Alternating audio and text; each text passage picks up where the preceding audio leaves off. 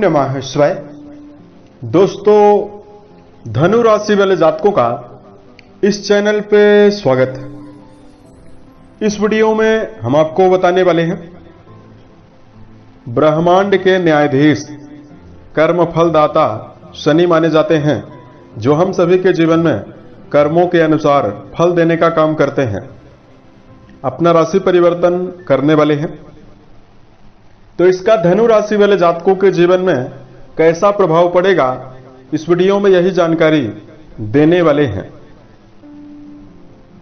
तो देखिए, 29 मार्च 2025 को जो शनि है अपनी मूल त्रिकोण राशि कुंभ राशि को छोड़कर देवगुरु बृहस्पति से प्रभावित राशि मीन राशि में प्रवेश करने वाले हैं और 3 जून 2027 तक ये मीन राशि में रहेंगे।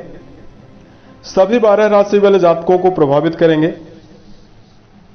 तो धनु राशि वाले जातकों के जीवन में शनि कैसा प्रभाव देने वाले हैं, इस वीडियो में हम आपको जानकारी देने वाले हैं। शनि का परिवर्तन किन मामलों में आपको बड़ी खुशखबरी देने वाला है और किन मामलों में आपको सावधान रहना है। तो देखिए, शनिदेव के बारे में यदि हम आपको जानकारी दें तो नवग्रहों में शनिदेव को प्रभावशाली ग्रह माना जाता है और बड़े ग्रहों की श्रेणी में रखा गया है। शनि को आयु, दुख, रोग, पीड़ा, विज्ञान, खनिज, कर्मचारी, कृषि और जेल का कारक माना जाता है। इन सभी चीजों पर शनि का व्यापक प्रभाव होता है। शनिदेव के द्वारा लोगों के मन में शनिदेव के लेकर नकारात्मक धारणा काफी ज्यादा बनी हुई है। लोगों को डराया भी जाता है शनि के द्वारा। ऐसी स्थितियां बिल्कुल भी नहीं है। यदि जन्म पत्रिका में शनिदेव प्रभावी होते हैं, बलवान होते हैं, तो जीवन में सफलता भी देने का काम करते हैं। धनु राशि वाले जातकों कुंडली में शनि की बली अवस्था 7.5 के बावजूद और महादशा में, अंतरदशा में व्यक्ति को राजा बनाती है, रंक से राजा बनाती है। अगर शनि बलवान अवस्था में विराजित हो तो कर्म क्षेत्र के मामले में सर्वोच्च सफलता जीवन में मिलती है। शनि बलवान हो तो जातक के जीवन में कई भवन, कई भूमि और कई वाहन का योग बनता है। कुंडली में शनि बलवान हो तो व्यक्ति को परिवार का सुख मिलता है। जनता वाले कामों में, जनता से जुड़े हुए कामों में सफलता मिलती है। शनि बलवान हो तो व्यक्ति के रोग प्रतिरोधक क्षमता मजबूत होती है। जल्दी जल्दी कोई बीमारी व्यक्ति को नहीं घेरती है। लेकिन यही शनिदेव अगर कुंडली में जब पीड़ित अवस्था में विद्यमान होते हैं, कमजोर होते हैं, नीच राशि मेष में विद्यमान हो, सूर्य के साथ हो, डिग्री वाइज कमजोर हो, तो कैंसर, पैरालिसिस, अस्थमा, लकवा, जुखाम और नपुंसकता, ये सभी घातक बीमारियां शरीर में देखने के लिए भी मिलती है। कुंडली में शनिदेव की महादशा या 7.5 अगर शुरू हो और शनिदेव की प्लेसमेंट खराब हो और व्यक्ति के अगर कर्म भी खराब हो, तो इस समयावधि में व्यक्ति को जीवन में मानसिक यातनाओं का, यानी मानसिक समस्याओं का भी सामना करना पड़ता है। व्यक्ति के जीवन में फाइनेंशियल यानी धन को लेकर लगातार समस्या रहती है। कमजोर शनि के प्रभाव से जीवन में लगातार मान सम्मान की कमी का भी सामना करना पड़ता है। जब कुंडली में पता चल जाए कि शनिदेव की अवस्था काफी ज्यादा नेगेटिव परिणाम दे रही है, तो शनिदेव से जुड़ा हुआ उपाय जरूर करना चाहिए।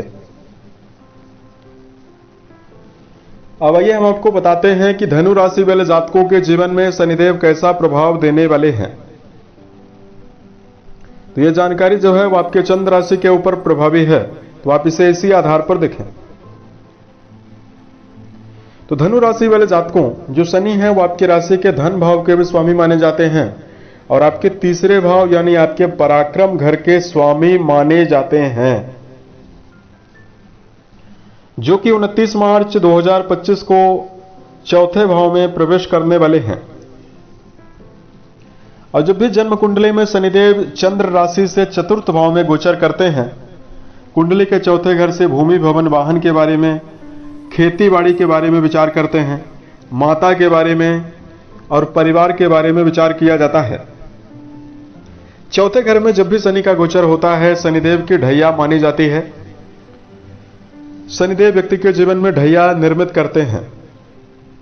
तो धनु राशि वाले जातकों के ऊपर ढैया का प्रभाव रहने वाला है। शनि आपके चौथे घर में विद्यमान होकर तीसरी दृष्टि आपके रोग भाव पर डालेंगे।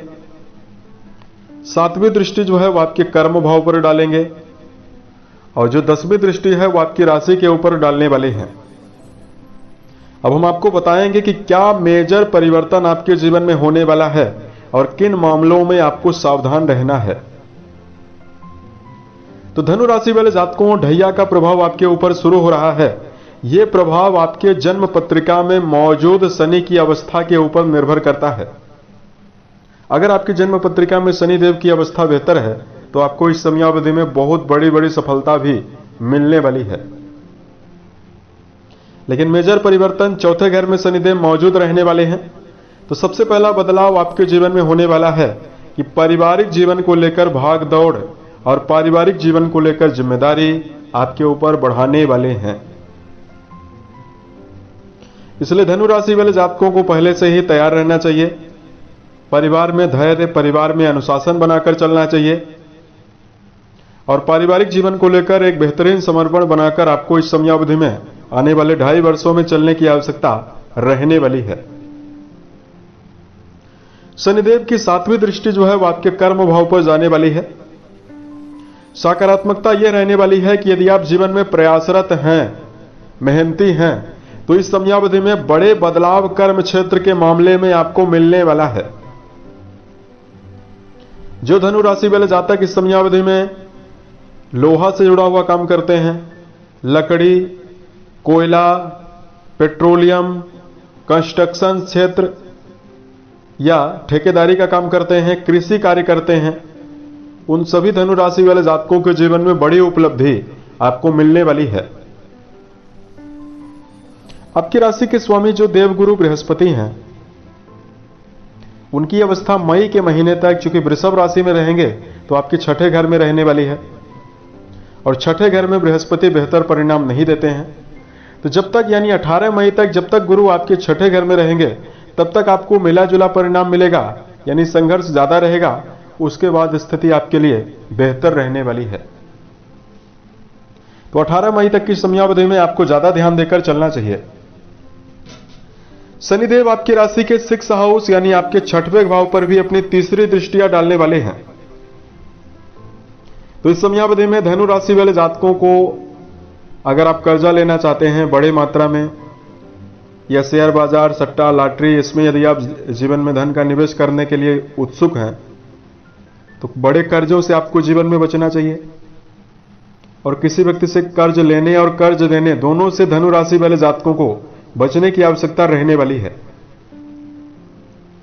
कुंडली के छठे घर में शनिदेव का प्रभाव रहने वाला है। तो इस समयावधि में शत्रु पक्ष के ऊपर आपको विजय जरूर दिलवाएंगे, लेकिन शत्रु पक्ष के ऊपर विजय मिलने में आपके श्रम का भी नुकसान होने वाला है। विजय तो आपको मिलेगी लेकिन आपके धन का भी नुकसान हो सकता है, और आपके जीवन में आपकी मेहनत यानी आपका एफर्ट, आपका शारीरिक श्रम ज्यादा लगने वाला है। इसलिए धनु राशि वाले जातकों को शत्रुओं से बचने की आवश्यकता रहने वाली है। उलझने से आपको बचना चाहिए। तो समय आपके लिए ज्यादा बेहतर परिणाम आपको देने वाला है। शनि की 10वीं दृष्टि का जो प्रभाव रहने वाला है आपकी राशि को प्रभावित करेगा। तो आपकी राशि के ऊपर शनिदेव की दृष्टियां पड़ने वाली है, तो छोटी मोटी बातें जो है वो आपको प्रभावित करेगी। बेवजह की छोटी मोटी बातों को लेकर भी आप चल सकते हैं, और आपको किसी भी व्यक्ति की छोटी मोटी कही गई बातें आपको ज्यादा प्रभावित कर सकती है। आपको क्रोध आ सकता है, क्योंकि आपकी राशि अग्नि तत्व से प्रभावित राशि है। इसलिए धनु राशि वाले जातकों को अपने जीवन में धैर्य बनाकर चलना होगा।